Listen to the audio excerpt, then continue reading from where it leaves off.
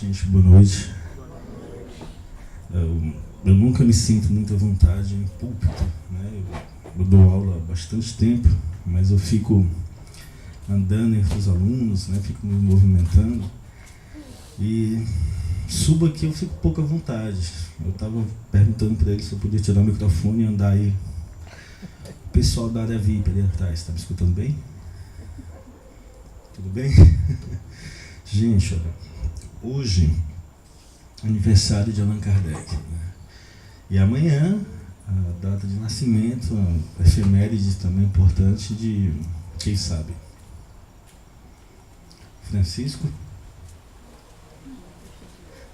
de Assis, gente. Então, hoje é uma data muito especial. E nós podemos falar 10 vezes, 100 vezes, 100 palestras. E toda palestra, ela, obviamente, é diferente. E a gente tenta passar aquilo que é melhor para cada um. Eu fico aqui no púlpito, além de eu ficar não muito à vontade, tem essa luz que eu não vejo vocês, né? Eu estou me sentindo eu só estou vendo sombras, né? Não tem como apagar. Mas parece comigo assim, não, Eduardo, você se identifica com esse negócio de ficar em público. Pessoal, quando eu vou tirar foto, então tem que dar um jeito de eu ficar bonito. Então eu fico de costas, de frente pro sol, para ficar no escuro. Então fica daquele estilo ali, fica... Eu saio bem, pronto. Oi, boa noite. Tem muita gente, agora eu tô vendo você, obrigado. Pode ligar, agora que eu já vi vocês, pode ligar novamente, vocês me verem. Gente, Allan Kardec. Uma parte aqui de vocês... Vocês estão me vendo? Não, nem aí, nem aqui. Nem aí, nem aqui? Não, pode ligar. Pronto, não estou vendo mais vocês, beleza. Qualquer hora eu vou ir. Daqui a uns 10, 15 minutos eu vou ir. Pessoal, fui chamado para... Primeiro, uma alegria, agradecer o Felipe, agradecer a espiritualidade dessa casa, agradecer o Luciano Mendes, um querido amigo que veio ajudar a comemorar o aniversário de Allan Kardec. Allan Kardec, uma parte de vocês, né, obviamente já leu, conhece a história dele. Outra parte eu não tenho certeza. Não sei se conhece, quem é, o que é que ele fez, qual a profissão dele. Mas hoje, pessoal, mais do que falar da vida dele, eu queria falar o que ele representa para mim, o que eu penso que ele representa para a humanidade e falar um pouco o que eu acho que significa a obra de Allan Kardec para vocês. Ora,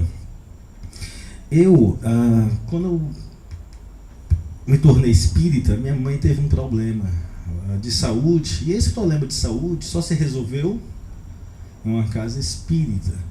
Então, eu era muito criança, eu me lembro bem, qual é a idade que nós fazemos a primeira comunhão? 10 anos. 10 anos. Eu sei que foi antes da primeira comunhão, porque quando eu fui fazer a primeira comunhão, eu já era espírita, então eu decidi não fazer. Eu pensei, isso não representa nada para mim, apenas uma convenção social. Então, muito criança, eu li o Livro dos Espíritos. E lendo a primeira página, a primeira pergunta do Livro dos Espíritos de Allan Kardec, gente, eu me lembro até hoje o que eu pensei. Isso faz sentido. Isso é lógico. E depois eu descobri que muita gente que lê tem essa primeira impressão. Poxa, tá aí, gostei, legal, faz sentido. Mas um livro chamado Livro dos Espíritos, ele tem que ser racional, ele tem que ser lógico. Como é a forma que nós lidamos com a fé? O nosso amigo que fez a prece inicial, ele falou duas palavrinhas fez uma prece inicial belíssima, mas ele falou duas palavras mágicas também: fé raciocinada. O que significa fé raciocinada? Aqui, vocês acreditam em vida após a morte, então? Numa casa espírita, é obrigado a ter espíritas ou pode vir católicos, protestantes, umbandistas, ateus? O que significa uma fé raciocinada? O que significa a obra de Kardec hoje, 160 anos depois da publicação? Hoje, esse ano se comemora 160 anos, gente, do Livro dos Espíritos também. Hoje é aniversário de Kardec. Então, o que significa a obra de Kardec? Eu vou falar um pouquinho o que significa para mim e como eu lido com ela. Eu penso que alguns de vocês podem também se identificar. Aniversário de Allan Kardec. Pessoal, eu vou precisar de um assistente de palco. Felipe, ali, por favor. Depois você vai ganhar um Tamagotchi de presente. Tamagotchi é o novo. Pessoal, como é que nós lidamos com a nossa fé? O nosso amigo Luciano falou que nós temos que ter uma fé raciocinada. Ele falou que nós temos que ter fé que tudo se resolve. Como é que nós lidamos com a nossa fé? Nós acreditamos que existem espíritos aqui agora, nós temos certeza. Quando nós ficamos doentes, o que é ter fé? Fé é uma coisa irracional. Fé deve ser encarada de uma forma racional. O que é ter uma fé raciocinada?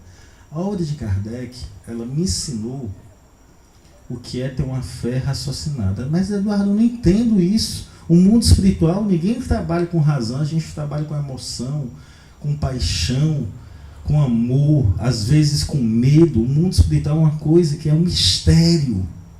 Como é que eu vou poder ter uma fé baseada na razão? Quando eu li o Livro dos Espíritos a primeira vez, repito, para mim fez sentido, foi racional.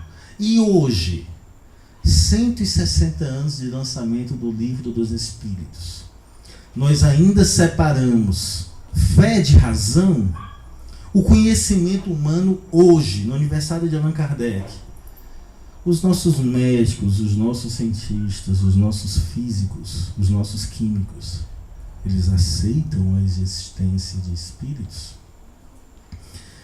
Quando você vai ao médico, um médico ele trata seu corpo, ou trata o corpo e o espírito.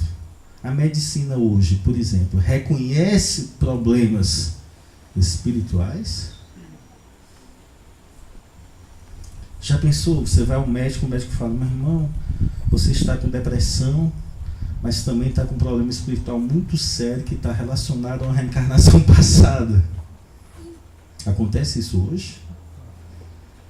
Meu irmão, você está doente, mas além dos remédios que você vai tomar, procure ser uma pessoa que mais feliz, procure ser uma pessoa que perdoe mais, procure ser uma pessoa que tem um coração mais leve, não olhe tanto para a vida do vizinho, olhe mais para a sua vida. Um médico diz isso. A medicina atual, por exemplo, reconhece.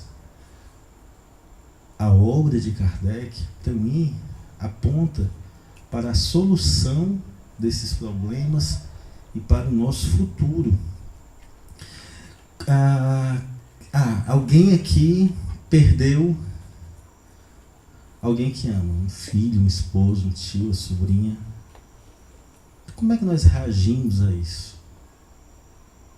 Certamente choramos. O Espiritismo fala que não tem nada de errado com chorar. O Espiritismo fala que não tem nada de errado em sentir falta.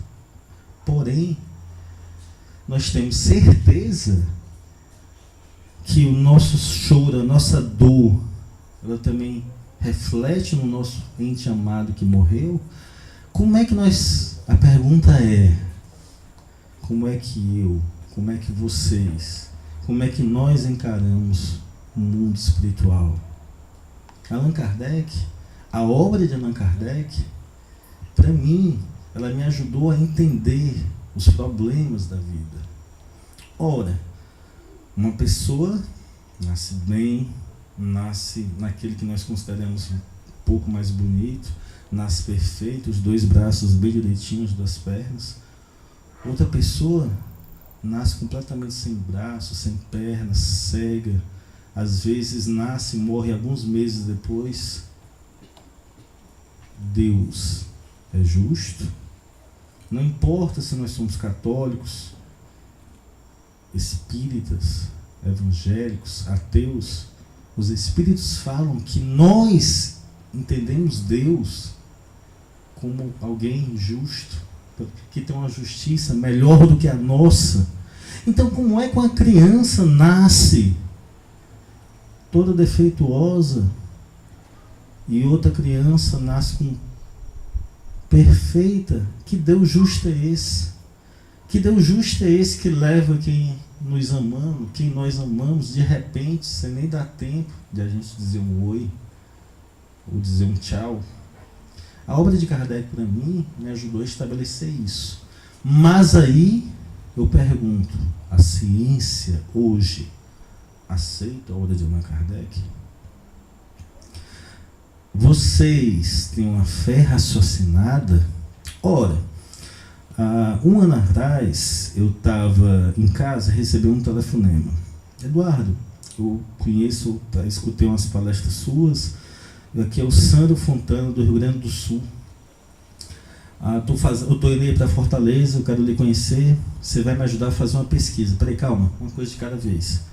Você me conhece, você está vindo para Fortaleza fazer uma pesquisa, você é da onde? Eu sou o editor da revista Ciência Espírita, que é editada em Porto Alegre. Estou indo para Fortaleza, vou pesquisar o médium Newton Souza, porque esse médium, ele escreveu uma psicografia, e essa psicografia ajudou nada mais, nada menos do que a identificar um corpo. Uma mãe que tinha perdido um filho estava sem consolo. A mãe que tinha perdido um filho estava com o coração inquieto, obviamente. Mas um corpo foi identificado como sendo filho dela, porque, se eu não me engano, o pai ou eu acho que é o avô, não me lembro. Na reportagem vai mostrar já já. O avô não foi não, rapaz, olha, procure no lugar tal, na estrada tal, que aquele corpo ali que apareceu, a polícia foi lá, identificou, adivinha que o exame de DNA confirmou? Era ele mesmo, o nosso querido Newton Souza, que faz muitas pessoas fazem esse trabalho aqui em Fortaleza, ele é um dos mais conhecidos. E aí, nesse mesmo dia, que o Sandro Fontana me liga, aí eu vou ligar para o Newton Souza para falar com ele, para saber se eu posso fornecer dados para a revista Ciência Espírita. Isso foi uma coisa importante. O Brasil todo tomou conhecimento desse caso. E aí, nessa mesma semana, quem me liga? O Newton Souza. Eduardo, vem aqui para a gente conversar sobre Allan Kardec. Eu falei, não, você não tem que me entrevistar não, tá tudo errado. Eu que tenho que entrevistar. Você não quer inverter as ordens não. Só que como ele é mais sábio, aí ele conseguiu inverter. Então eu fui lá e fui falar sobre Allan Kardec lá. Eu não sei se alguém estava. O fato é que uma psicografia consolou a mãe, uma psicografia mudou a relação como uma pessoa entende o mundo espiritual. E o que representa essa psicografia para o mundo contemporâneo? Por favor, assistente de palco, passe o vídeo. No final vocês têm que dar um aplauso para ele. Olha, o Chacrinha tem um assistente chamado Chacrete. Hoje você vai ser Eduardete, pode ser? Rapaz! Só hoje, durante a palestra. Não pode ser Eduardote não, né? Então vamos lá. Desde o começo. A irmã desse rapaz, ela frequentava aqui a casa. Então, eu quero que vocês prestem atenção, escutem bem, que depois eu vou fazer uma pergunta sobre esse vídeo. Esse vídeo está disponível no YouTube, foi uma reportagem. Por favor, assistente, quando eu fizer assim, você dá play. Calma, calma. Peraí.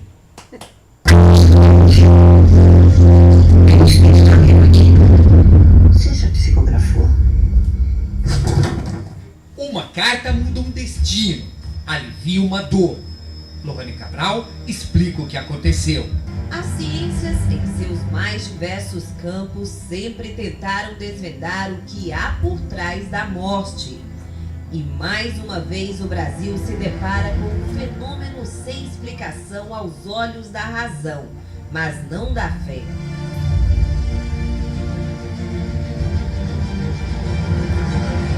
Ceará, no Lar de Clara, o médium Newton Souza faz o mesmo trabalho, desvendando o manto da morte através de cartas psicografadas. Dona Maria Lopes, que estava com o filho desaparecido há quase 2 anos, Só descobriu que ele tinha morrido depois de receber uma carta do avô paterno dele informando sobre onde estavam os seus restos mortais. O avô dele escreveu, dizendo que eu deixasse de procurar ele em hospital, em IML, e fosse em Canindé, mandar celebrar uma missa, mas antes eu passasse na Lagoa do Juvenal. A carta psicografada levou a Dona Maria até o local do crime, na Lagoa do Juvenal, aqui em Maranguape. Chegando lá, ela soube que o moçado humana foi encontrado. Depois do exame, teve a certeza. Era o filho que estava desaparecido.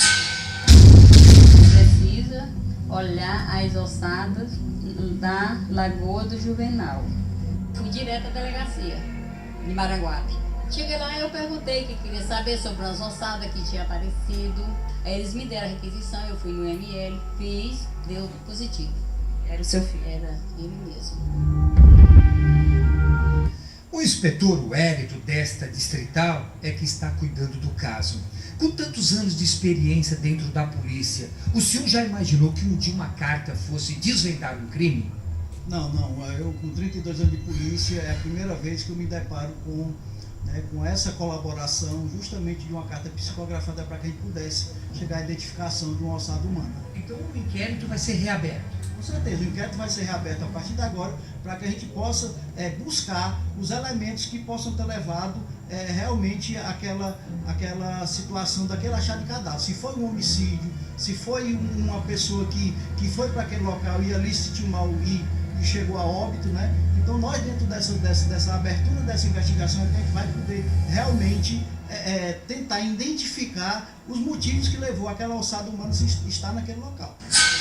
Uma carta facilitou a vida da polícia.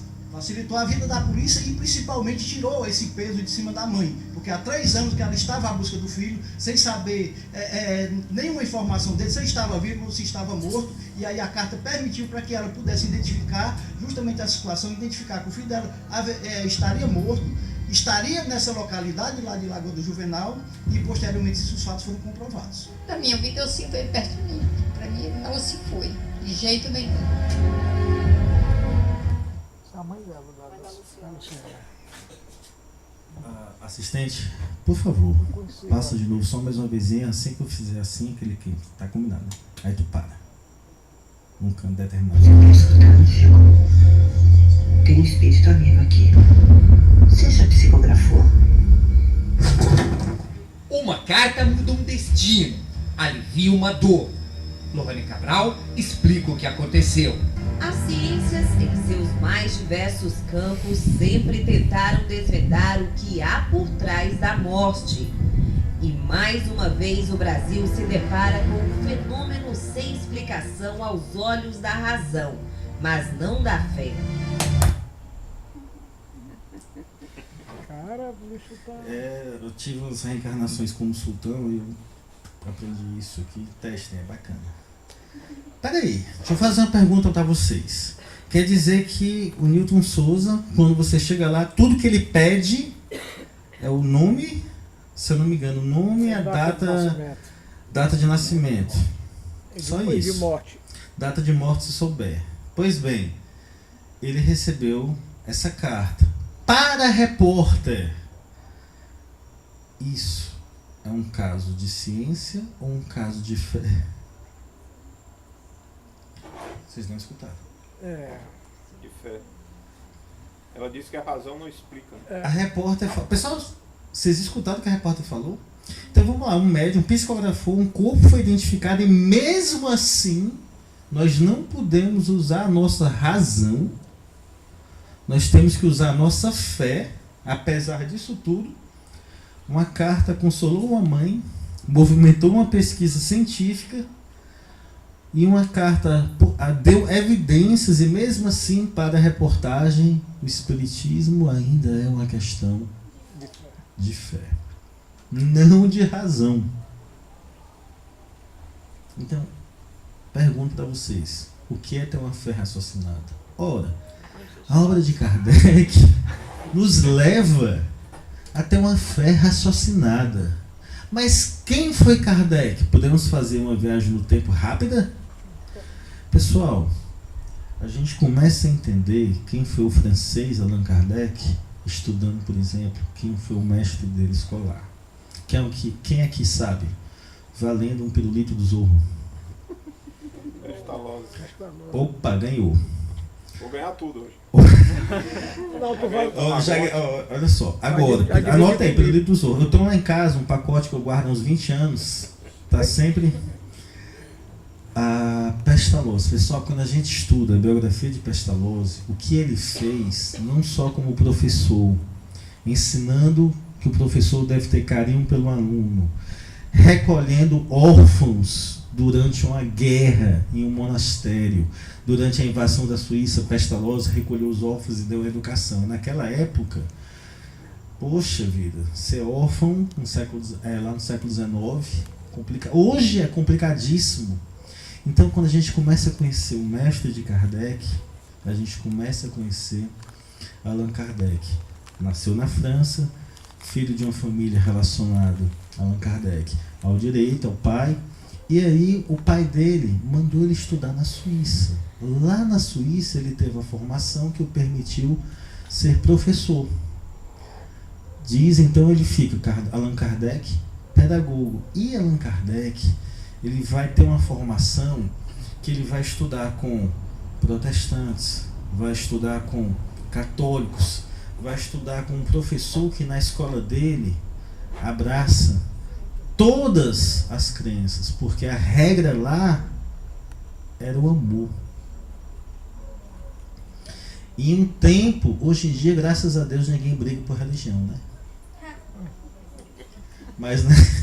Hoje em dia ninguém bate ninguém por causa da religião, né? Ninguém morreu esse mês, graças a Deus, ninguém... Peraí. Na época de Kardec havia preconceito. E aí, onde ele estudou, na escola que ele estudou, não havia preconceito, havia regras, respeito, amor, aprender. E Allan Kardec ele se torna adulto, se forma, volta para Paris. Com essa formação acadêmica, começa a dar aulas. Só que em Paris começam a acontecer coisas estranhas. Eu tive a oportunidade de estudar fora. E aí eu fui conhecer os locais. Eu morava perto de Paris, eu morava na Bélgica. Como assim perto? 200 quilômetros. Bruxelas, Paris, você pega o trem-bala, 1 hora, lá vai minha cola. 1 horinha você chega. E aí, por favor, assistente de palco, coloque as fotos. Cheguei em Paris, ao lado da catedral, a primeira, aquela do prédio. Não. Passa. Não. Não. Vai passando, vai chegar. Não. Não. Não. Essa. Pessoal, quando Kardec recebeu o livro dos Espíritos, quando ele teve contato com os Espíritos, ele morava nesse prédio aqui.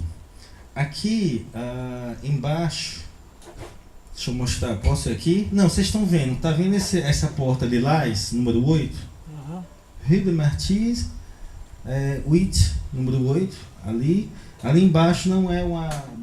tá escrito Brasserie, né? Café Bar. Café Bar. Não é uma boulangerie, não é uma brasserie, você não chega a ser uma brasserie. Aqui no Ceará nós diríamos que é o que? Uma bodega. Embaixo aqui um local bem bacana. Um quarteirão daí fica a Catedral de Nossa Senhora, a Catedral de Notre Dame, não a mais famosa.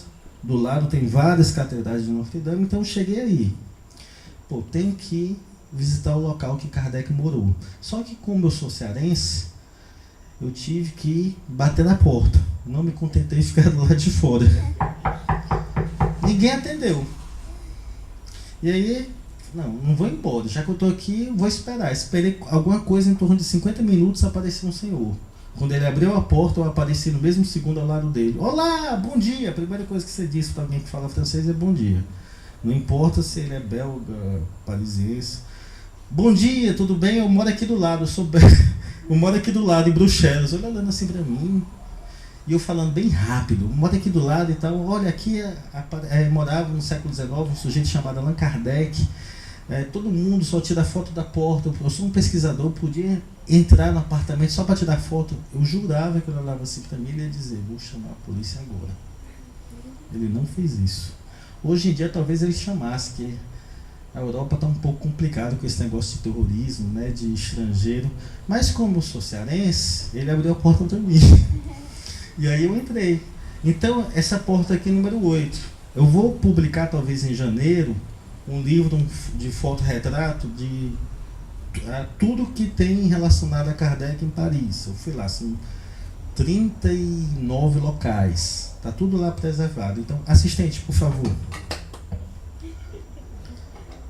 Então, essa é a porta, bati, pá. Entrei. Esse é o corredor que Kardec ele passava. Kardec informa que ele morava aos fundos, então não é essa a primeira escada. Um dia Kardec passava por aí, quando ele começou a ter contato com os espíritos. Por favor, assistente. Pronto. Depois que você entra por aquele corredor, você chega nos fundos. Essa portinha aí já são os fundos. Então, são 2 blocos iguais. Kardec passava por aí. Por favor. Então, como anunciar... isso é o final do corredor. Passa mais um. Essa escada aí, Kardec não identificou, pelo menos eu nem encontrei até hoje, qual o apartamento exato que ele morava. Eu só sei que eu sentei nessa escada e fiquei pensando, nossa, o que representa Kardec para minha vida? Eu estou sempre perguntando, não falei nada ainda, né? O que representa Allan Kardec para minha vida? Eu sei que eu fiquei sentado nessa escada, depois um outro vizinho apareceu diferente, olhou para mim, pensou que eu fosse um maluco e me deixou em paz. Não me falou nada, provavelmente. O que representa Kardec? Primeira coisa, quando eu penso no mundo espiritual, eu penso numa fé raciocinada. Quando Kardec estava em Paris, sendo professor, estavam começando a acontecer umas coisas estranhíssimas. O que? Assistente, por favor, fale. As mesas começaram a... As mesas estavam voando. E as mesas estavam respondendo perguntas, gente. E as pessoas estavam fazendo perguntas brilhantes, inteligentes. Com quem eu vou casar? Vou ganhar na loteria? Aí as mesas respondiam. Quem está aí? As perguntas eram brilhantes. Você está morto? Quem está aí? Como é que vai ser? Pô, eu estou sendo machista, só estou fazendo pergunta do ponto de vista de mulher também. Homem também pergunta, todo mundo pergunta futilidades, né? Que coisa terrível. Eu sei que de repente Allan Kardec foi convidado para ver isso, ele estudava o magnetismo, ele falou assim, olha, uma mesa voar, perfeito. Uma mesa responder perguntas, eu que sou cético, eu duvido, eu dou. E aí, ele foi, passe, por favor. Ele foi, entrou nessa porta, residência da senhora Pleine Maison. E aí, nesse local, nesse prédio, ele viu pela primeira vez as mesas voando e as mesas se comunicando, respondendo perguntas. Aí, a história relata que Kardec ficou observando. Será que é fraude? Será que é verdade? Será que é simplesmente um magnetismo, pessoal? Depois de pesquisar muito, ele descobriu que eram espíritos. Não foi uma decisão apressada, não foi uma decisão com emoção, não foi uma decisão de um dia para a noite. Ele pesquisou muito e chegou à única conclusão possível. São inteligências extracorpóreas. Agora, valendo um chocolate do Fofão. Já foi o Tamagotchi, já foi o Play. Depois eu estou quase chegando no Combo e no Quixote. O que Kardec perguntou, gente? Kardec perguntou, vou ganhar na loteria? Kardec perguntou, o quê? O que é que vocês perguntariam? Eu estou falando com o espírito. O que é que vocês perguntariam? Levi, está me escutando bem? Beleza. O que é que você perguntaria para o espírito? Pessoal, Kardec, ele relata que ele percebeu que ali tinha alguma coisa que poderia mostrar, mudar a história da humanidade. Poxa vida, gente, os espíritos existem, eles estão falando e eles podem se comunicar. Então Kardec vai começar a perguntar: ah, é? Vocês estão mortos? O que é Deus? Vocês não estão no mundo espiritual?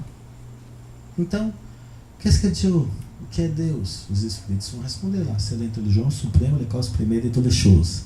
A inteligência primeira, a inteligência suprema é a causa primeira de todas as coisas. Pergunta número 1 do Livro dos Espíritos. Kardec vai perguntar: vocês se vestem?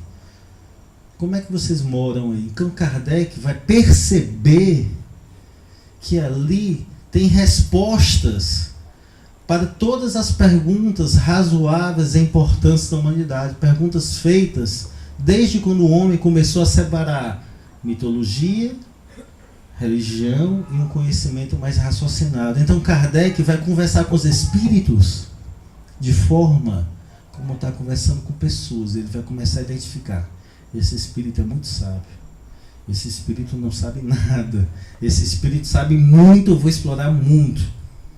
E aí, pessoal, na época de Kardec, as pessoas acreditavam que, gente, Jesus encarnou, Jesus veio para a Terra. E ele, eu sei que é complicado a gente decorar porque é muita coisa. Ele deixou 2 regras. Eu sei que é muito. Por isso que a gente esquece, eu sei. Deixou 2. Muita coisa. Amar Deus de todas as coisas e o próximo. Mas como são 2 regras, é fácil que se fosse 3, então, né? Como são 2, a gente esquece rápido. E aí, na época de Kardec, a igreja tinha se transformado em tijolos. A igreja tinha se afastado desses 2 ensinamentos.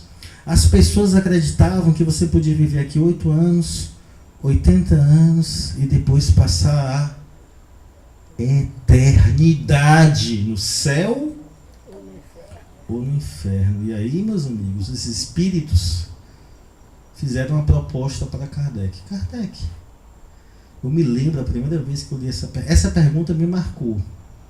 Algumas perguntas da primeira vez que eu li o Livro dos Espíritos eu me marcaram. Essa foi uma que me marcou, cito de cor.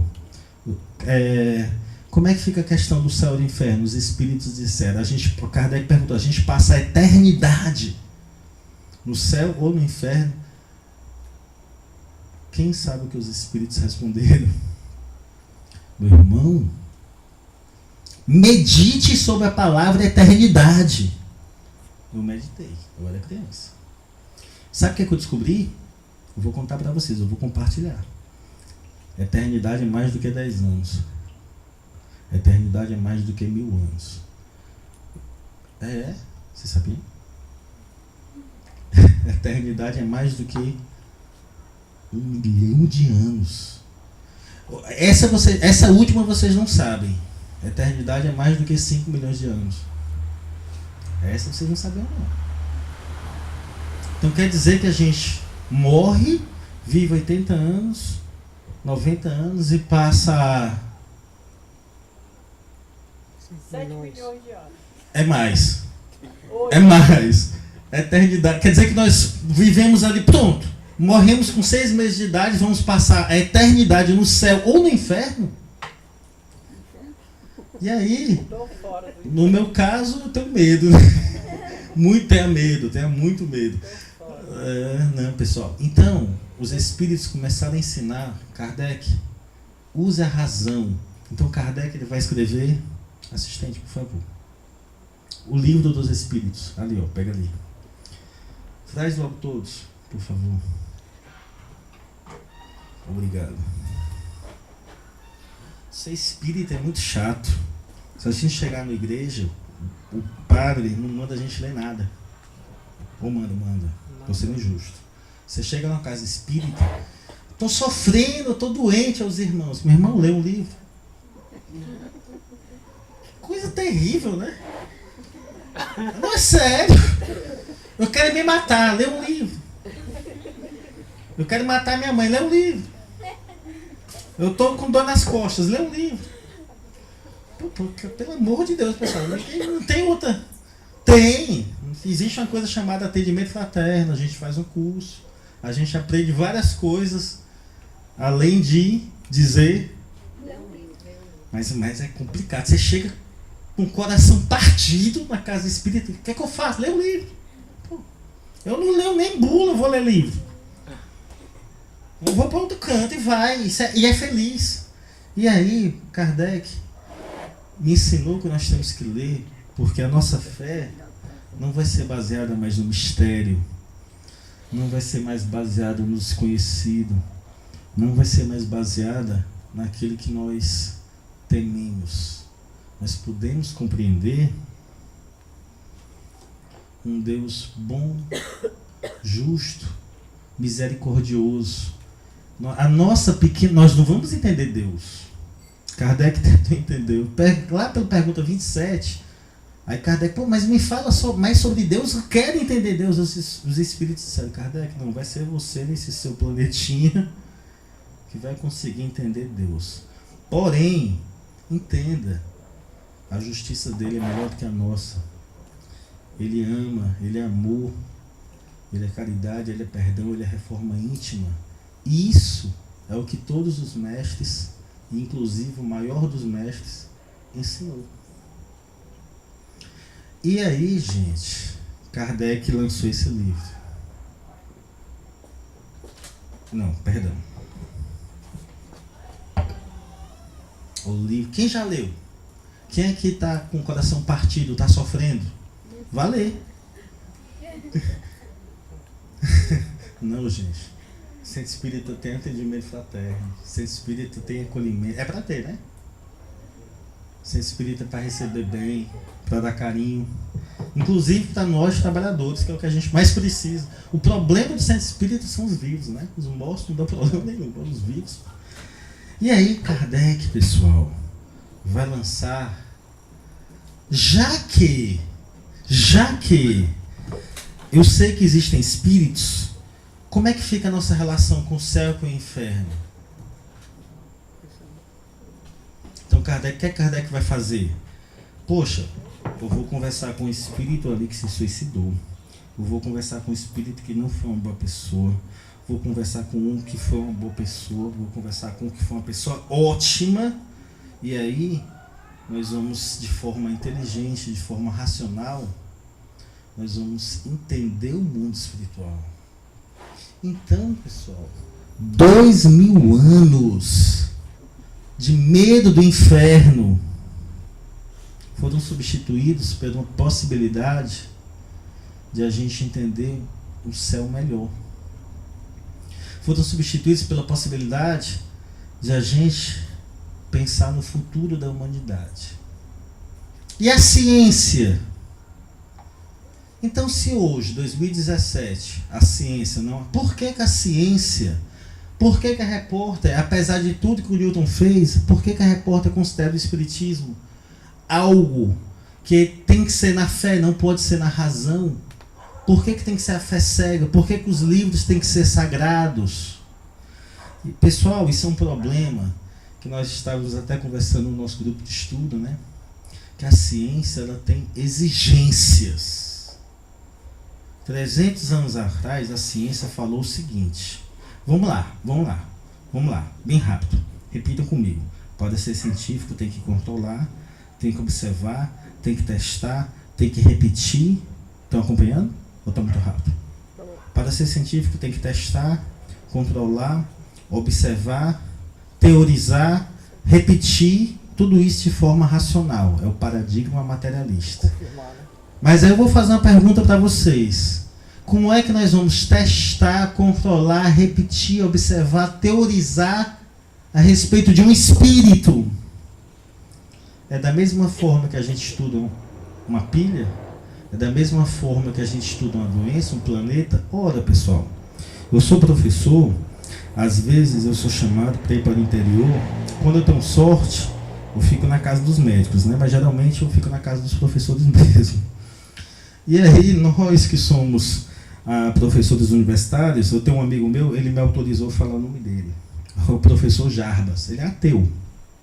Só que o que acontece com ele, até hoje eu não sei, porque eu sei porque ele continua ateu, mais ou menos, ele me fala.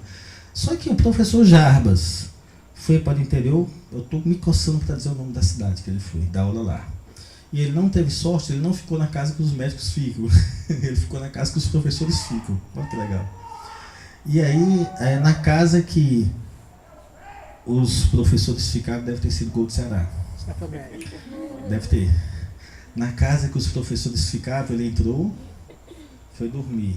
Aí ele deixou um pacote, ele gosta muito de comer, um pouco parecido comigo, que vocês devem ter notado.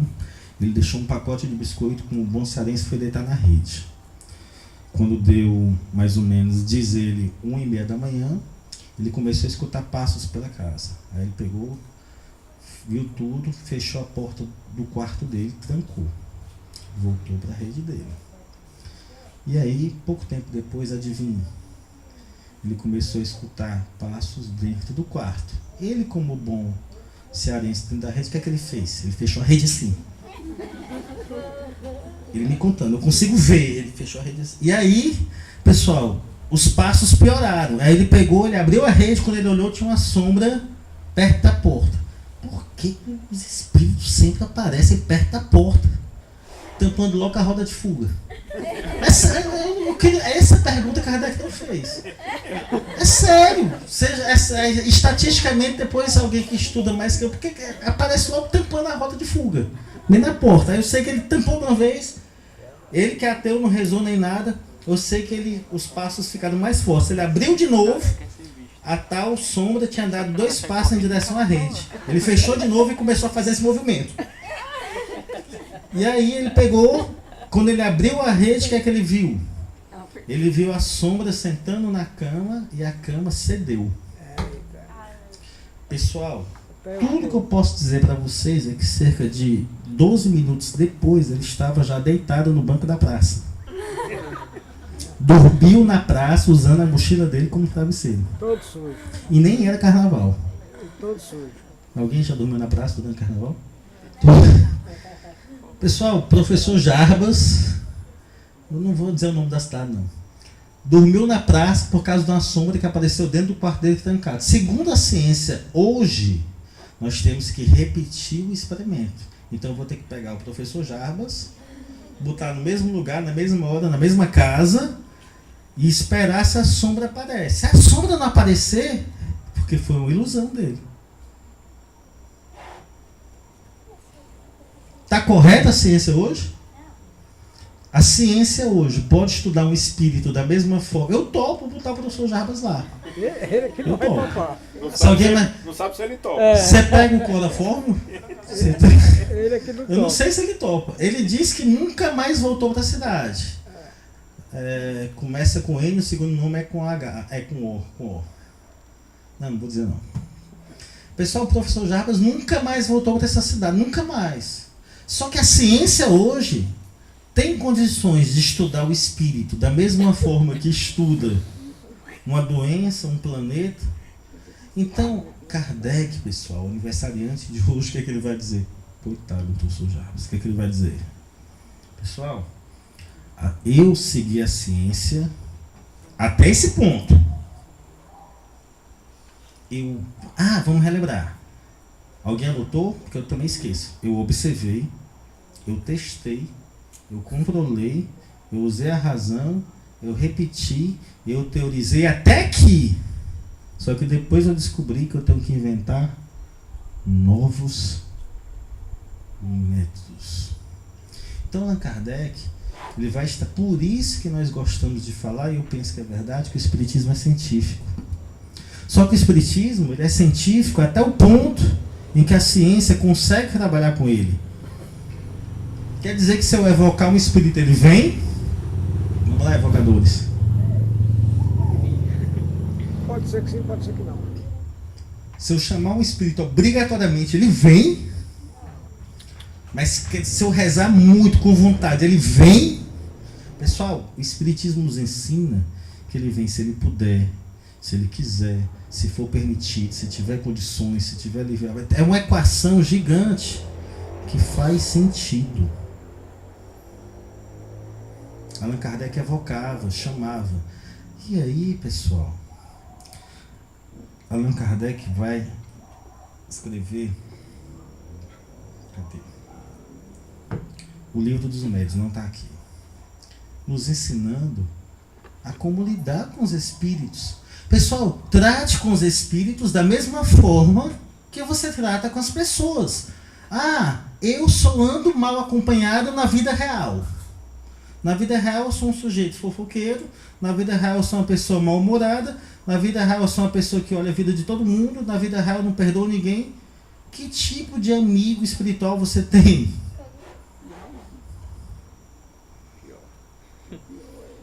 E o pior, você vai num médico doente e o médico vai dizer, seu corpo está doente, mas o médico não vai enxergar que quem está doente primeiro, antes de ser seu corpo, é o espírito.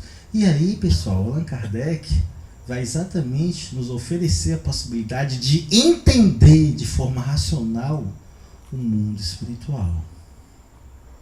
E o aniversariante de hoje, ele vai descobrir uma coisa que, na minha opinião, é o mais importante. Não, tem mais prêmio não. Ele vai descobrir, pessoal, que aquela mesa voando, aquela cadeira voando, as respostas dos espíritos, toda a pesquisa dele apontava para algo. Kardec vai descobrir que todo o conhecimento dele, toda a pesquisa dele apontava para um horizonte: Jesus. Então, os espíritos vão relembrar ele duas regras: amar a Deus sobre todas as coisas e o próximo. Só que como são muitas, a gente esquece. Eu entendo, são muitas, são duas. Eu entendo, eu juro. Eu mesmo esqueço. Como são duas, toda lei, ele vai perceber, poxa, o espiritismo também é uma religião. Então, o que é a religião? Poxa, é uma coisa tão complicada.